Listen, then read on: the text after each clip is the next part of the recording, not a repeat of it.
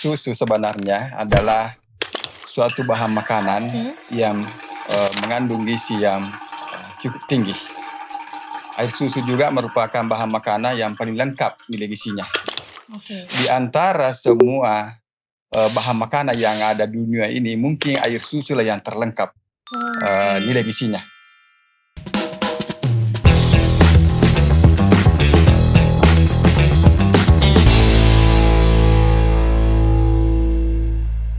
Assalamualaikum warahmatullahi wabarakatuh. Apa kabar pemirsa Unhas TV dimanapun Anda berada? Senang sekali saya Iva Syarahman dapat kembali membersamai Anda dalam program Unhas Speak Up.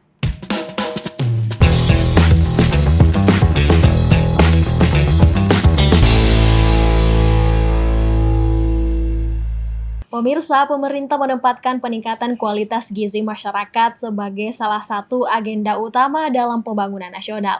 Presiden Prabowo pun meluncurkan program makan bergizi gratis atau MBG untuk anak-anak sekolah. Nah, salah satu yang selalu hadir dalam menu-menu MBG adalah susu. Susu bukan hanya sekadar minuman, melainkan sumber gizi yang sangat penting untuk meningkatkan kesehatan serta kecerdasan bangsa.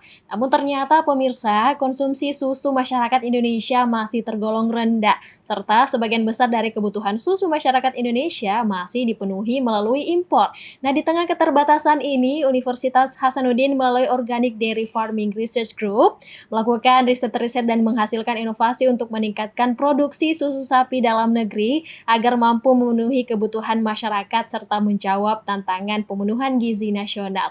Untuk itu, di episode kali ini kita akan membahas bagaimana inovasi dalam peningkatan produksi dan juga kualitas susu organik, dan untuk memenuhi kebutuhan masyarakat Indonesia tentunya yang akan kita bahas bersama dengan Ketua Organic Dairy Farming Research Group Universitas Hasanuddin.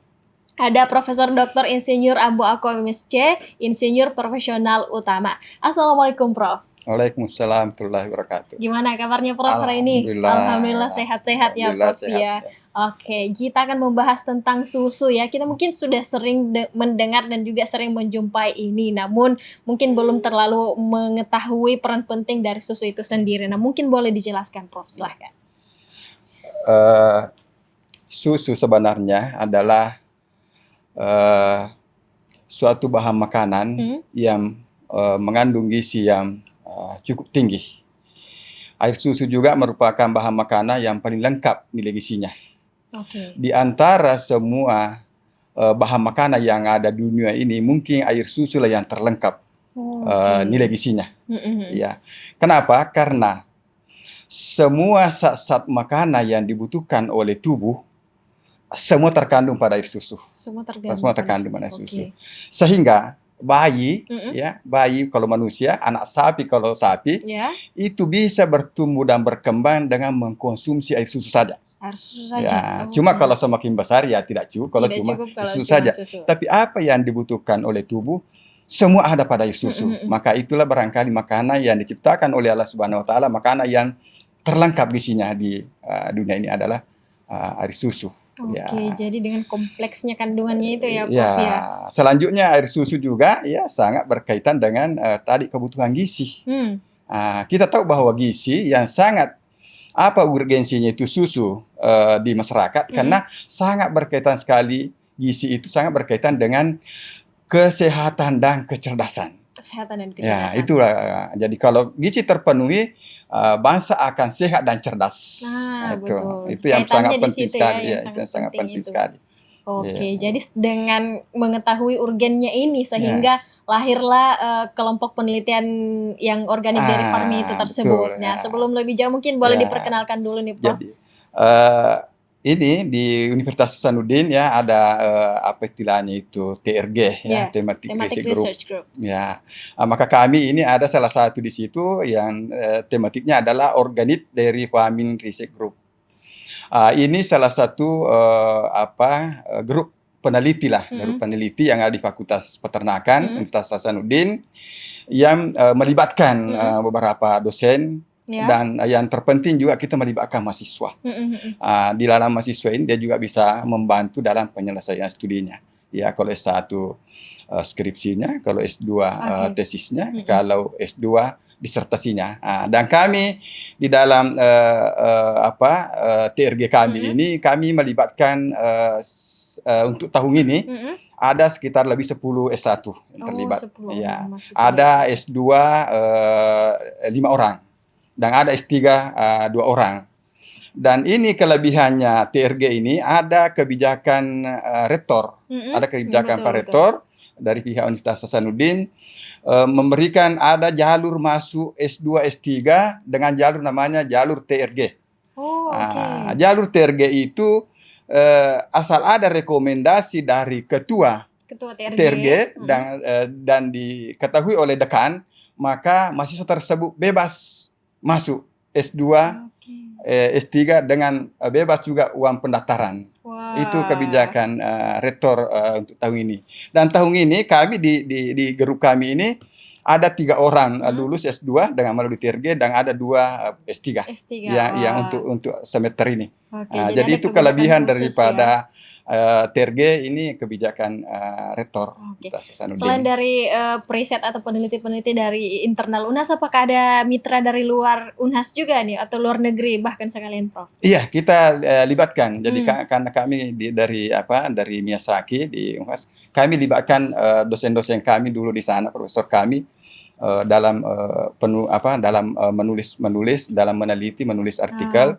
Dan kami juga melibatkan teman-teman kami, misalnya ada pernah sama-sama belajar di sana ya, misalnya ada di Thailand, ada di Malaysia, kita juga melibatkan dalam riset ini.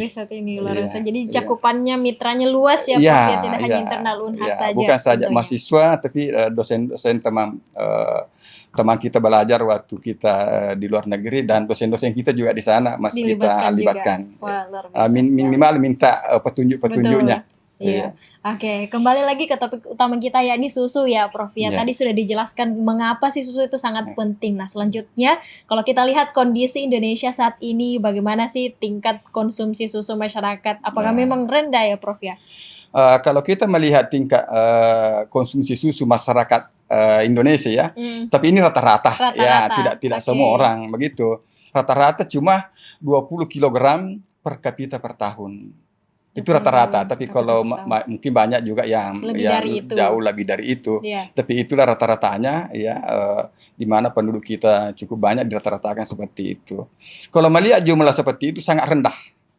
Ya, kita membandingkan saja negara lain ya yang dekat-dekat dengan kita, misalnya Singapura. Itu Singapura sudah 46 liter per kapita per tahun. Malaysia sudah 50-an liter. Lebih-lebih Jepang sudah 72 liter. Lebih-lebih kalau kita melangkah lagi lebih jauh ya, di luar Asia seperti Australia, itu sudah 234 liter. Lebih-lebih di Eropa itu paling tinggi. Contoh saja di Belanda itu sudah 320 liter per kapita per tahun. Jadi sudah menghampiri rata-rata mengkonsumsi susu 1 liter per kapita per hari. Ya, coba kita bayangkan bagaimana Indonesia cuma 20 liter per tahun. Ya, tapi tidak itu kembali tidak semua ya. Ini rata-rata saja. Ya, jadi banyak faktor ya yang menyebabkan itu. Maka itu ini kebutuhan gizi di Indonesia memang penting sekali diperhatikan tadi ya, dengan melihat tadi itu yang berkaitan dengan kesehatan dan kecerdasan. Jadi masih tergolong rendah ya, Prof. Dan itu mungkin berpengaruh langsung juga terhadap tingkat kesehatan dan kecerdasan bangsa saat ini. Betul. Ada kaitannya ke ada sana kaitannya juga. Dan kalau kita melihat tingkat dia sangat bergantung juga memang tingkat income per kapita. Di mana negara kalau tinggi income per kapitanya ada linearitas. Betul. Mungkin karena selama ini susu itu dianggap kayak pelengkap saja ya, bonus-bonus saja nanti kalau ada lebih baru dikonsumsi. Salah satu juga faktor. Tidak dianggap sebagai yang utama dalam konsumsi kita sehari-hari seperti itu ya. Berbeda dengan negara-negara maju yang sudah disebutkan tadi, jumlahnya sangat jauh, signifikan berbeda. Oke. Nah, kemudian nih ada dari tahun ke tahun apakah ada peningkatan jumlah kebutuhan susu masyarakat nih, Prof? Jelas salah meningkat. Meningkat. Apa yang menyebabkan meningkat, terutama di negara kita Indonesia? Yang menyebabkan itu kebutuhan susu ya Indonesia secara negara kita Indonesia ini secara nasional pasti meningkat. Yang pertama itu bisa menyebabkan meningkat. Yang pertama adalah jumlah penduduk. Selalu bertambah di Indonesia kan selalu bertambah penduduknya. Mungkin negara urutan keberapa ya di dunia jumlah penduduk itu menyebabkan banyak dibutuhkan. Yang kedua adalah income per kapita. Income Itu per tadi yang kapita saya ya. bilang, income per kapita. Jadi taruhlah kalau misalnya pendapatan kita rendah-rendah, ya paling yang kita ya cukup minum air putih sajalah. Ya. Ya, tapi Oke. kalau ada uang ya kita mau minum yang enak-enak. Ya. Dan pasti susu itu enak. Enak Karena dan susu itu bergizi. memang mengandung lemak dan itulah memberikan aroma enak kepada minuman atau kepada makanan. Oke. Nah, itu. Pasti kalau ada uang ya kita itu. Tadi Mengonsumsi kaitannya dengan peningkatan pendapatan income per kapita. Oke. Yang kedua, adanya peningkatan pengetahuan masyarakat. Oke. Nah, ini. Jadi kalau ada edukasi bahwa kalau kita minum susu, kita sehat dan kita cerdas, pasti berubah pemikiran. Dulu Coca-Cola atau Sprite, jasa tidak menjelek-jelekan ini ya, dibandingkan susu mungkin sama harganya. Tetapi kalau kita tahu bahwa susu itu bisa mencerdaskan dan menyehatkan, pasti kita berpikir jangan minum Coca-Cola, kita minum susu. Susu saja. Itu kaitannya dengan pengetahuan berkembang. Dan di Indonesia itu semua bertambah. Pengetahuan cenderung bertambah, income juga cenderung bertambah. Dan yang terakhir tadi itu yang seperti kita bilang tadi adalah program pemerintah. Presiden kita Prabowo yang mencanangkan ratusan triliun. Bagaimana orang masyarakat kita, terutama generasi muda kita, mengkonsumsi gizi. Malah digratiskan. Pasti kalau dengan program ini pasti terlibat susu di dalamnya. Untuk mencerdaskan, karena susu lah yang paling praktis sekali untuk meningkatkan konsumsi gizi di masyarakat. Jadi kita kembangkan sedikit nih Prof dari jawaban tersebut tadi ya, bahwa ada ketika itu menjadi program pemerintah sudah keharusan gitu ya untuk mengkonsumsi itu. Bagaimana pandangan Prof terkait kebijakan tersebut yang awalnya itu kan mengundang pro kontra sebenarnya, bagaimana menyediakan anggaran sebanyak itu untuk memenuhi gizi masyarakat? Ya, cuma memang ya dengan meningkatnya nanti itu ya memang muncul kendala. Pasti kita karena melihat ya kondisi yang bisa menghasilkan susu ya di Indonesia ini. Kita apa yang bisa menghasilkan susu ya pasti ternak. Sapi perah. Pasti ternak. Kalau melihat kondisi, itu memang sangat memprihatinkan kondisi. Dibanding misalnya jumlah penduduk kita. Ya, jumlah penduduk kita itu kan ada 280-an juta. Ya, tadi kalau itu misalnya mengkonsumsi tadi rata-ratanya tadi itu mengkonsumsi susu saat ini ya 20 kilo per liter per kapita per tahun, pasti kita membutuhkan sekitar 5,7 ton susu per tahun. 5,7 ton susu per tahun. Dengan tadi melihat jumlah ternak yang ada di negara kita ini, jumlah ternak yang ada itu cuma sekitar 840-an ribuan ekor. Yang hanya mampu memenuhi dan hanya mampu menghasilkan susu sekitar 8 ribuan ton, 800 ribu, 800 ribu ton. Jadi kalau itu 800 ribu ton yang ini dibandingkan kebutuhan 5,7 juta 5,7 juta ton. Berarti kita cuma mampu memenuhi 15-20% dari kebutuhan. Itu yang masalah memang. Jadi pasti kita memenuhi masalah. Jadi jalan keluar untuk sementara sekarang ya mengimpor. Betul. Mengimpor. Jadi karena tadi dipenuhi tadi 20 sudah dipenuhi ya, sudah terpenuhi 80%. Tapi kita mengimpor 80% dari kebutuhan itu. Kita mampu memproduksi dalam negeri sendiri, artinya dari kita sendiri itu cuma 20%. Itu tadi karena adanya program tadi itu ya, program tadi ada 4 tadi itu. Ya, peningkatan jumlah populasi penduduk, peningkatan income, peningkatan pengetahuan, ada program pemerintah. Pasti nanti diperkirakan tahun ini pasti di atasnya 20. Kalau meningkat itu menjadi misalnya 25 liter per kapita, pasti yang dibutuhkan bukan lagi 5,7 juta ton. Pasti meningkat mungkin atau 7 juta ton misalnya. Kalau itu meningkat, baru tadi populasi sapi perah ini kalau melihat data bukan meningkat, cuma cenderung menurun. Pasti kita bisa nanti mengimpor 90% dari kebutuhan. Karena yang dibutuhkan meningkat, yang mau memproduksi menurun. Menurun. Jadi itu di situ masalah muncul. Ada gapnya. Pasti masalah muncul kalau tidak dibenahi. Untung saja kalau masih ada negara bisa mengimpor ke kita.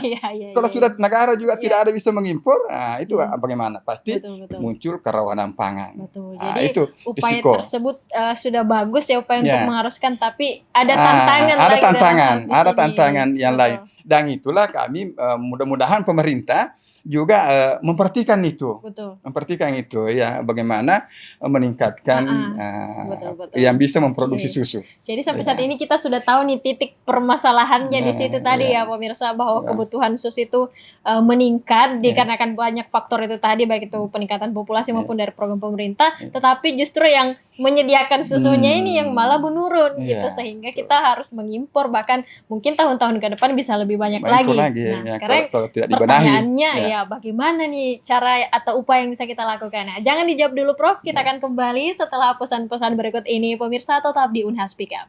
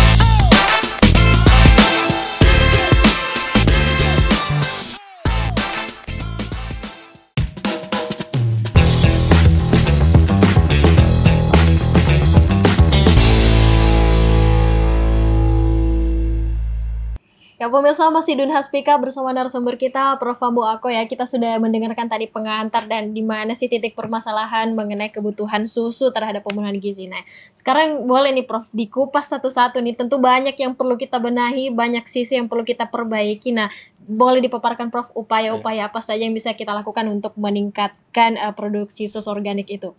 Silahkan Prof. Baik.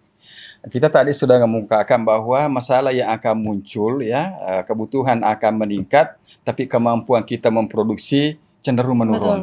Inilah yang harus kita benahi. Upaya apa yang kita harus lakukan supaya kebutuhan kita ini terpenuhi. Artinya istilahnya orang bisa kita swasembada lah. Tidak tergantung kepada negara lain, tidak tergantung kepada orang lain. Yang pertama yang harus dilakukan adalah meningkatkan populasi. Itu yang paling pertama. Karena apa yang mau berproduksi kalau populasinya tidak ada? Jadi itu meningkatkan populasi. Kita harus perlu tahu bahwa populasi ternak sapi itu di Indonesia ini itu terfokus ada di peternakan rakyat. Jadi total populasi tadi itu yang sekitar berapa tadi itu 500 ribuan, itu 80% ada di peternakan rakyat, ada di petani. Rakyat, ya. Kenapa? Karena beternak sapi ini investor itu kurang tertarik lah. Ada kurang menarik barangkali ya. Kenapa itu? Berarti kalau kita mau meningkatkan populasi pasti kita memberdayakan petani peternak. Tidak ada jalan keluar. Dan kalau petani peternak mau diperdayakan, pasti keterlibatan pemerintah sangat dibutuhkan. Karena yang harus memberikan motivasi harus pemerintah. Ya, betul. Tadi itu yang pertama, peningkatan populasi. Kita selain itu, ya peningkatan populasi adalah meningkatkan jumlah kepemilikan. Taruhlah tadi yang ada tadi itu yang 500.000 tadi itu ya. 500.000 Ya, 500.000 Oke. peternak itu ditingkatkan jumlah kepemilikannya. Nah, Kalau dulunya rata-rata menurut data statistik rata-rata itu pemilikan yang ada ini cuma sekitar 2 sampai 4 ekor per peternak.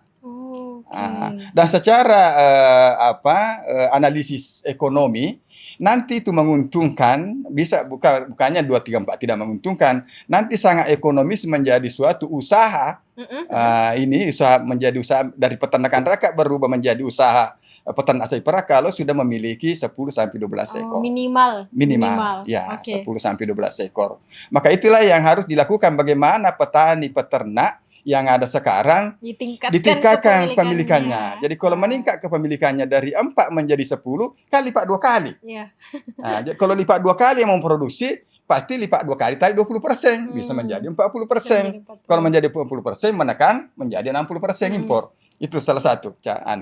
Yang kedua tadi, yang kedua lagi yang bisa kita lakukan, tapi ini harus keterlibatan pemerintah ya, karena berkaitan dengan penganggaran dan lain-lainnya. Ya, meningkatkan populasi pasti butuh modal. Ya. Yang kedua adalah meningkatkan jumlah peternak. Jumlah peternak. Kita harus tahu berdasarkan juga data statistik bahwa populasi ternak sapi perah tadi itu 5.000-an tadi itu 95% ada di Pulau Jawa. Bayangkan, 90% ada di Pulau Jawa. Jadi bagaimana kalau mau ditingkatkan jumlah peternak, berarti kita harus juga menggenjot petani peternak yang ada di luar Pulau Jawa. Ya, bayangkan Pulau Jawa saja. Jadi kalau kita melihat kondisi seperti itu, data seperti itu, berarti bukan sumber daya alam. Ya, bukan sumber daya alam. Kalau sumber daya alam pasti Jawa, bukan di Jawa terbanyak. Iya, karena di situlah lahannya sempit, di situlah padat penduduknya. Kenapa di situ banyak? Berarti bukan sumber daya alam. Kembali berarti sumber daya manusianya. Bagaimana ini provinsi-provinsi yang ada di luar Pulau Jawa? Taruhlah, jangan dulu berbicara provinsi, berbicara pulau sajalah. Ada Pulau Sumatera, ada Kalimantan, ada Sulawesi, ada Irian dan sekitarnya itu, beberapa pulau-pulau. Taruhlah itu dianggap misalnya 4 kawasan juga ya, dianggap selevel dengan Jawa. Kalau ini 4 pulau bisa saja menyamai dengan Jawa, sudah swasembada. Karena 20% tadi ditambah lagi di 4 pulau ini, masing-masing juga 20% sama dengan Jawa, pasti sudah tidak swasembada, tidak mengimpor lagi. Itu teorinya ya, tapi ya melakukan seperti itu tidak semudah itu membalikkan telapak tangan ya. Tapi disitulah upaya-upaya kita itu dengan hal itu tadi menambah jumlah peternak. Jadi bagaimana di Jawa banyak, bagaimana juga bisa di Sulawesi banyak. Bagaimana bisa di Sumatera juga banyak. Justru lahan lebih mendukung. Ya, seperti Kalimantan, lahannya subur apa. Kalau ini makanya ya bagaimana memberdayakan ya ini petani-petani peternak di luar Jawa. Supaya populasi dapat meningkat. Tadi kalau sudah meningkat tadi populasinya, meningkat jumlah kepemilikannya, insya Allah pasti bisa kita swasembada. Tapi itu teori seperti itu ya. Itu tadi kembali saya bilang tadi ya, pelaksanaannya ya tidak semudah itu. Dan lagi-lagi membutuhkan peran pemerintah. Pemerintah. Tapi jangan kita bahwa itu susah. Tidak boleh kita mengatakan susah sehingga kita tidak lakukan.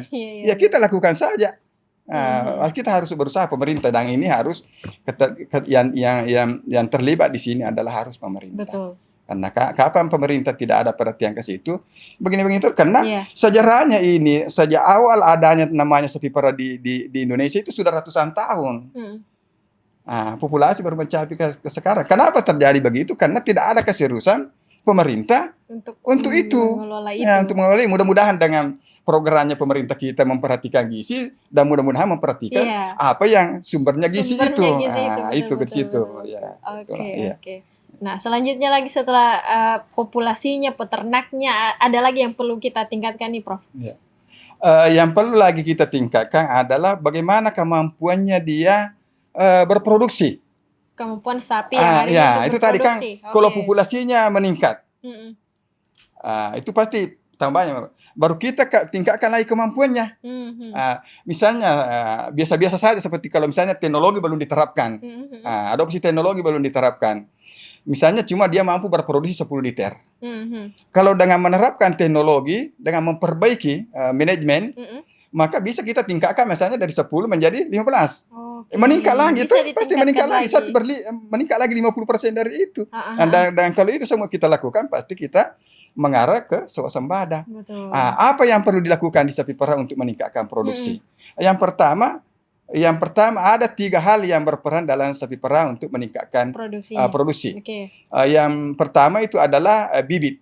Bibit. Ya. Yang kedua adalah pakan. Yang ketiga adalah sistem pemeliharaan. Ini harus terintegrasi semua ini. Oh, oke. Kalau bibitnya bagus tapi tidak ada makanannya, tetap tidak bisa berproduksi. Begitu juga walaupun kita bagaimana kenyangnya, bagaimana kualitas gizi, kalau memang genetiknya cuma 5 liter, ya 5 liter lah. Makanya harus diperbaiki. Apa yang harus dilakukan dengan memperbaiki genetik? Dalam teori perbaikan genetika, ada teorinya bisa dilakukan dengan mensilangkan misalnya. Disilangkan bahwa ada satu sapi yang bagus produksinya, dengan ada yang rendah tapi tahan lingkungan. Disilangkan. Tahan lingkungan, produksi rendah, maka muncullah generasi tahan lingkungan dan produksi tinggi. Ya, karena kadang biasa sapi tinggi produksinya tapi tidak tahan lingkungan. Disitulah ada namanya kawin silang. Ya, istilah sederhananya. Dan yang kedua ada namanya seleksi. Tidak disilangkan dengan siapa-siapa, tetapi diseleksi, keturunan mungkin puluhan tahun diseleksi, muncullah lahir A, produksinya misalnya 7 liter. Di A dikawinkan dengan B, mungkin karena masing-masing bagus bisa menjadi 10 liter. Disilangkan.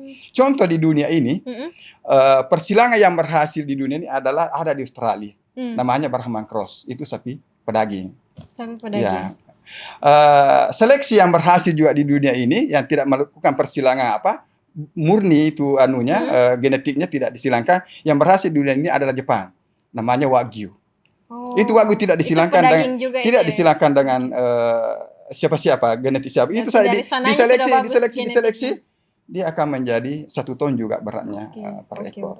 Kalau untuk sapi perah sendiri, kalau sapi perah yang dikembangkan di dunia ini yang paling bisa beradaptasi dengan lingkungan dan bisa berproduksi tinggi adalah Friesholland yang berasal dari Belanda. Itu yang biasa istilahkan orang sapi FH yang belang hitam putih itu yang biasa di iklan susu itu. Karena itulah di antara beberapa breed sapi perah yang ada di dunia ini, maka itulah memang yang paling unggul. Dia yang pertama keunggulannya, dia bisa berproduksi susu tinggi. Dan bisa beradaptasi. Di lingkungan. Walaupun kalau dia beradaptasi tidak mungkin sama dengan di negara asalnya, tapi bisa beradaptasi. Maka dimanapun kita berkunjung di dunia ini, mengunjungi usaha negara ternak perah, pada umumnya kita temu itu FH itu. Kalau di Indonesia bisa juga. Dan Indonesia itulah yang berkembang sekarang. Karena dia yang bisa beradaptasi. Walaupun dia dari Eropa, dia dari subtropis, tidak tahan panas, tapi bisa beradaptasi. Maka itulah yang dipelihara di Indonesia. Di Indonesia pun juga banyak. Itulah makanya di Indonesia dulu ada namanya Sahiwal, ya dari India, sapi tropis. Tetapi itu kelemahannya sapi-sapi perah tropis, produksinya rendah. Produksinya rendah. Walaupun di lingkungannya sudah tropis, tapi produksi rendah. Setelah kita bandingkan sapi subtropis dibawa ke daerah tropis, dan karena dia ini bisa beradaptasi, maka produksinya lebih tinggi daripada sapi tropis itu sendiri. Maka tereliminasi lah yang penduduk asli. Karena ini yang mampu, maka itulah berkembang. Makanya tadi itu dia berkembang di seluruh Selain dunia. genetik, faktor apa lagi nih Prof? Itu tadi pakannya. Makanan. Ya. Walaupun kemampuannya ini sapi bisa berproduksi susu misalnya 25 liter per ekor per hari. Seperti Eva kalau di daerah asalnya, tapi karena kalau pakannya tidak cukup lagi tidak bergizi lagi, tidak mungkin capai itu. Karena yang akan menjadi susu adalah pakan. Cuma sapi ini memetabolis di dalam tubuhnya menjadi susu. Tapi kalau yang metabolis tidak ada, pasti juga tidak terpenuhi. Disitulah kalau sedikit perbedaan dengan sapi potong. Ya kan tadi kita tanya ada bagaimana dengan membandingkan misalnya sapi potong. Sapi potong itu genetiknya tidak mampu berproduksi susu tinggi. Lebih dari kebutuhan anaknya. Mampu jadi berproduksi susu, cukup anaknya untuk saja. anaknya saja. Oke. Tapi genetik sapi Perah. perah itu, nah contohnya ini adalah Eva tadi ini, Mm-mm. mampu berproduksi susu lebih dari kebutuhan anaknya. Yang penting terpenuhi nutrisi yang mau dirubah tadi itu menjadi susu. Terpenuhi Cukup itu dan bergizi ya cukup dan pakannya. bergizi ya. Iya. Makanya itulah perbedaan sapi potong. Jadi kalau sapi potong kan cuma kita pelihara supaya beranak. Mm-mm. Kalau sapi perah kita pelihara untuk beranak dan kita pelihara juga untuk memproduksi susu. Susu juga. Maka butuh pakan yang lebih banyak, Mm-mm. lebih bergizi dibanding dengan sapi Sapi potong. potong. Oke. Yang ketiga, Faktor sistem lainnya. pemeliharaan. Ini Sistem penting. pemeliharaan memang agak rumit. Kenapa? Karena sapi subtropis mau dipelihara di daerah tropis. Di situ rumitnya sistem pemeliharaannya pemeliharaannya. beda kondisinya. Besarnya. Oke. Maka apa yang kita melakukan dulu? Carilah daerah yang temperatur lingkungannya rendah. Kalau di Indonesia yang temperatur lingkungannya rendah adalah di daerah ketinggian. Ya, oke. Contoh yang dekat dengan Makassar adalah Malino. Itu contoh misalnya di Nrekan, di Sinjai. Coba kalau misalnya di Jawa ya, di Batu Raden, ya di Malang, di Batu Malang, itu semua karena daerah dingin. Nah, di situlah banyak memang dikembangkan itu. Itu tadi karena suhu lingkungan. Yang pertama, kalau seperti di Makassar ya, bisa dipelihara. Karena suhu lingkungannya panas, ya apa yang menyebabkan panas adalah radiasi matahari. Bagaimana itu menghindari radiasi matahari? Terpaksa dipelihara di dalam kandang. Dipelihara kandang supaya tidak tercekam panas. Dipeliharalah di dalam kandang, makanya sapi perah itu pada umumnya dikandangkan. Kalaupun dipanas dikandangkan. Ya, dikandangkan. Dan disitulah butuh banyak teknologi bagaimana konstruksi kandang yang cukup, yang cocok supaya sapi di dalam itu walaupun temperaturnya tinggi Makassar panas, ini, tetapi dia nyaman juga. Sejuk di dalamnya. Bagaimana kita supaya nyaman? Biasanya kalau biayanya tinggi ya pasang pendingin. Tapi tidak mungkin kalau sapi perah pasang pendingin, mungkin biayanya tidak efisien. Maka biasanya itu kita di dalam suatu ruangan atau suatu rumah, suatu kandang, bagaimana temperatur tinggi kita bisa nyaman, perbaiki sirkulasi udaranya. Kecepatan angin ditingkatkan. Bagaimana meningkatkan kecepatan angin? Tidak ada dindingnya. Maka contoh kandang yang ada di Fakultas Peternakan itu salah satu contoh kandang terbuka tanpa pendingin, sehingga sapi bisa nyaman hidup di dalam. Dengan nyaman itu tidak stres, maka produksi tidak banyak menurun. Jadi meskipun di lingkungan panas bisa dilakukan upaya-upaya untuk tetap mempertahankan sistem pemeliharaan, manajemen pemeliharaan tadi ada genetik, perbaiki pakan, perbaiki manajemen pemeliharaan supaya walaupun bukan negara asalnya, daerah asalnya bisa nanti produksinya tetap mendekati di negara asalnya. Meskipun tidak sama, tapi walaupun tidak sama bisa mendekati. Itu tadi upaya-upaya yang bisa dilakukan untuk meningkatkan produksi. Jadi selain meningkatkan populasinya meningkatkan produksi, maka produksi dalam negeri kita bisa meningkat dan bisa kita penuhi tadi itu gizi itu. Sebagai closing statement mungkin ya Prof boleh disampaikan kepada pemirsa Unhas TV bagaimana kemudian harapannya ke depannya agar produksi susu organik dalam negeri kita ini bisa terus meningkat untuk memenuhi kebutuhan gizi masyarakat. Silahkan Prof. Harapan kami ya untuk ini supaya bagaimana ini bisa terpenuhi ya. Bisa terpenuhi tadi ya kebutuhan negara kita, yaitu adanya program pemerintah. Harus ada program pemerintah untuk melakukan peningkatan motivasi peternak ditingkatkan, di mana pemerintah membuat program khusus ya bagaimana memberdayakan petani peternak terutama tadi yang ada di luar Jawa. Bagaimana memberikan motivasi supaya bisa beternak sapi perah, dan selain itu tadi yang ada misalnya yang sudah menjadi ternak itu bisa ditingkatkan jumlah kepemilikannya. Sedangkan itulah peranan harapan kita, peranan pemerintah. Harapan akademisi kita ini yang ada di perguruan tinggi, harapan akademisi bagaimana tadi selalu melakukan penelitian sehingga kita bisa menciptakan teknologi tepat guna ya untuk tadi bisa diadopsi oleh petani peternak untuk meningkatkan produktivitasnya sapi yang dimiliki. Dengan demikian ya harapan kita kualitas susu dalam negeri, kebutuhan susu dalam negeri bisa kita terpenuhi. Minimal kalau kita belum bisa swasembada, mengurangilah impor.